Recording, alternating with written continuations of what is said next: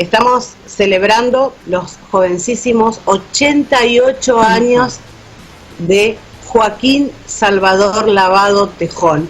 Quino, el papá de Mafalda. Así que bueno, vamos a enviarles todos un aplauso virtual que llegue hasta la provincia de Mendoza. Feliz cumple, Quino querido. Genio. Genio, ese sí que es un genio, verdaderamente. Bueno, por supuesto, no hace falta aclarar demasiado que es el gran humorista gráfico e historietista argentino, uno de los más reconocidos, esos que comenzaron en esas décadas importantísimas aquí de la Argentina, justamente que comenzaron a hacernos pensar a través de la historieta, en este caso, a través de ese personaje que surgió, me estoy refiriendo a Mafalda, a través de un personaje que vio en una de las películas de José Martínez Suárez, el hermano de Mirta Legrand. Bueno, Quino, claro, cuando era joven, vislumbró un personaje, una beba en este caso, en un entorno familiar. Ahí sacó ya el nombre de Mafalda, luego lo llamaron para una publicidad de una casa de electrodomésticos, y bueno, ahí ya instituyó el nombre de Mafalda, y bueno, luego se plasmaría, por supuesto, en la revista Primera Plana, en el año en septiembre de 1964. 9 años duró Mafalda. ¿Viste que por ahí decimos 9 años solamente? Sí, 9 años, más de 200 libros, más de 30 traducciones a distintos idiomas, donde se incluyó, por ejemplo, el hebreo, el guaraní, ¡qué bárbaro!, el armenio.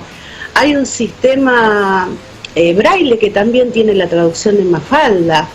Hay, por supuesto, hay una película que se estrenó en el 82, pero 10 años antes había una serie de dibujos, las viñetas famosas armadas en tiempo de dibujos animados. Así eso estamos viendo mientras vos nos comentás toda esta historia.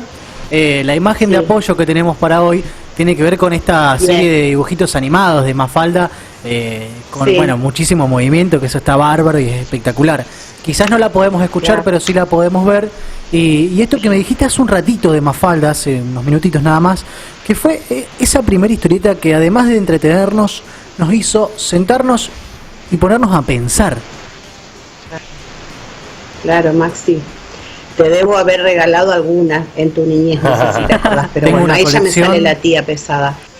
Esta niña contestataria, que odiaba la sopa, que proclamaba la paz mundial, ella quería ser una persona que haga discursos en la ONU. ¿Por qué? Porque ahí iba a hablar de las guerras mundiales, de China, de la inflación, de la jubilación, del feminismo.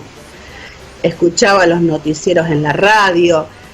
Para el ánimo, ¿qué hacía para el ánimo? Pedía muletas para levantar el ánimo. Una preguntona, graciosa, rápida, sensible, incisiva, amante de los Beatles, de los Rolling Stones, de la cultura hippie, si se quiere, por supuesto, los libros. Expresaba, en definitiva, ¿qué expresaba Quino a través del personaje de Mafalda? La emergencia de los jóvenes. Estamos hablando de la década del 60, de la década del 70, las nuevas generaciones rebeldes, esas generaciones rebeldes de los años 60. Y también, si nos vamos un poquito más atrás en la historia, el mismo Quino hacía historietas mudas, y bueno, por supuesto, publicaba en TV Guía, en La Tía Vicenta, en Rico Tipo. Me estoy yendo un poquito para atrás, ¿no? Para siempre contextualizando un poco qué era lo que estaba pasando. Y podemos decir, ¿todavía sigue teniendo razón Mafalda? Sí. Lamentablemente muchas cosas no han cambiado. Estamos hablando de las cuestiones de la violencia de género, estamos hablando, por ejemplo, de todo lo que tiene que ver, bueno, por supuesto, con esta parte de la rebeldía de ella hacia todo lo que tenía que ver con el sometimiento, por ejemplo, que su papá que trabajaba en una oficina, su mamá que era ama de casa, bueno. Era una crítica completa a la sociedad. Sí, era completísima. Exacto, una crítica a la sociedad. Además, Nela, dentro de lo que uno recuerda de haber leído de Mafalda, trabajaba con una forma sutil, pero hasta también muchas veces exagerada dentro de los estereotipos que sucedía de cada uno de los personajes. Cada personaje tenía un estereotipo clásico de la sociedad de ese momento y hasta el día de hoy, porque sigue siendo súper actual y recontra vigente, y a eso lo explotaba dentro de una crítica, nunca perdiendo el humor. Exactamente. ¿Qué decía el Premio Nobel de Literatura José Saramago? Mafalda es mi maestra de filosofía. Fíjense de quién estoy hablando. Qué lindo. Estoy hablando del semiólogo Umberto Eco, que justamente escribía la versión de Mafalda que se editaba en Italia, ya en la década del 60. Fíjense lo que ha llegado a hacer Mafalda a nivel mundial. A nivel mundial.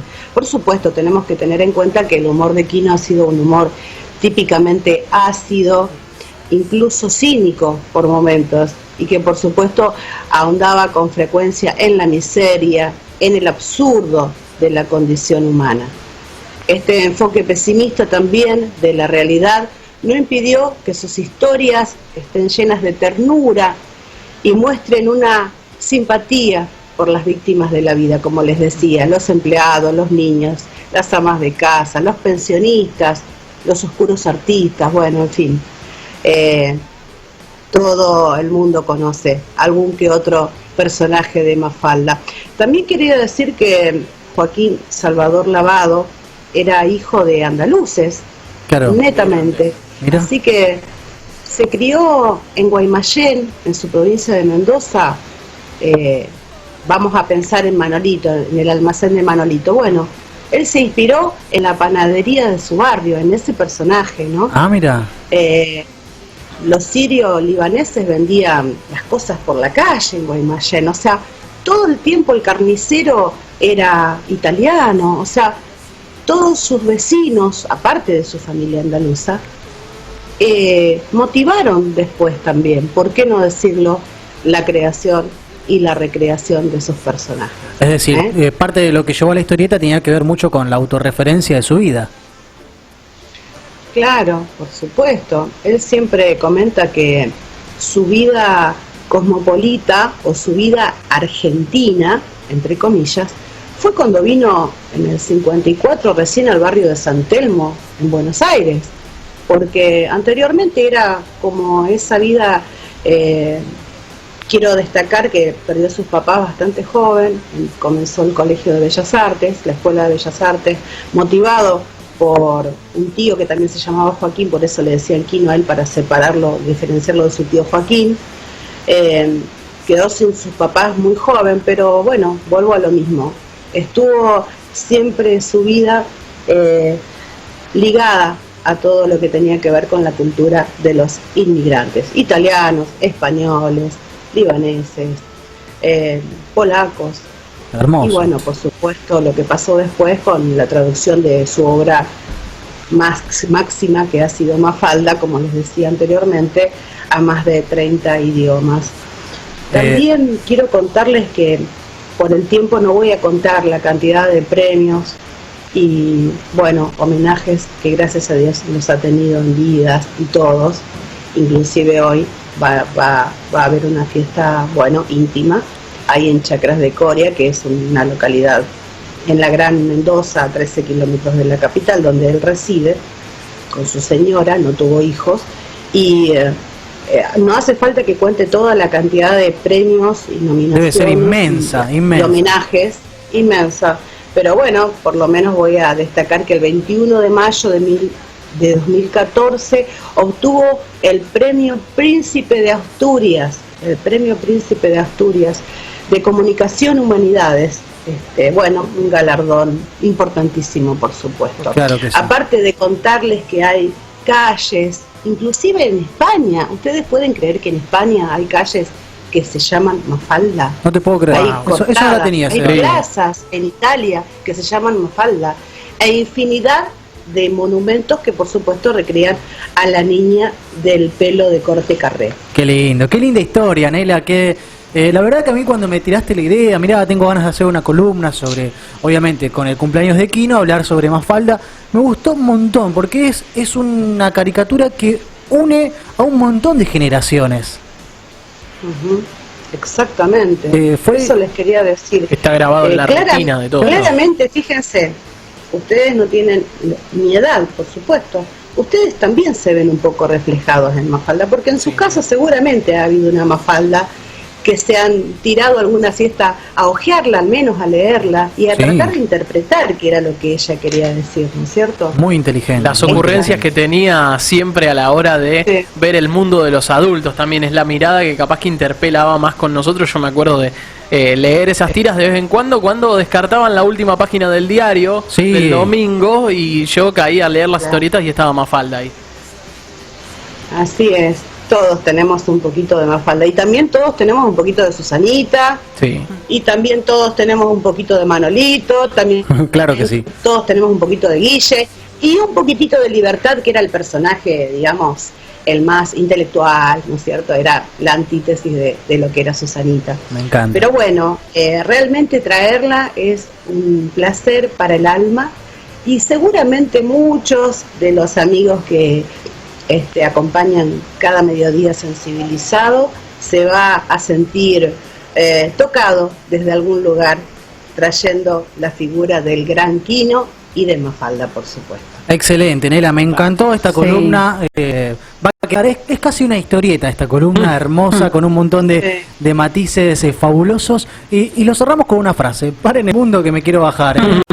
Una frase emblema de Mafalda. Qué lindo, y hoy vendría también. Yo les dejo la otra también. A ver. Una pulga no puede picar una locomotora, pero puede dejarle rondas al maquinista. Hermoso, qué lindo, qué lindo, qué lindo para pensar y para disfrutar la historia de esta gran Mafalda. Nela, muchísimas gracias nuevamente por una nueva entrega de tu columna semanal. Y Quino seguramente que está en su casa mirando la cordillera de los Andes lo va a celebrar de la mejor manera.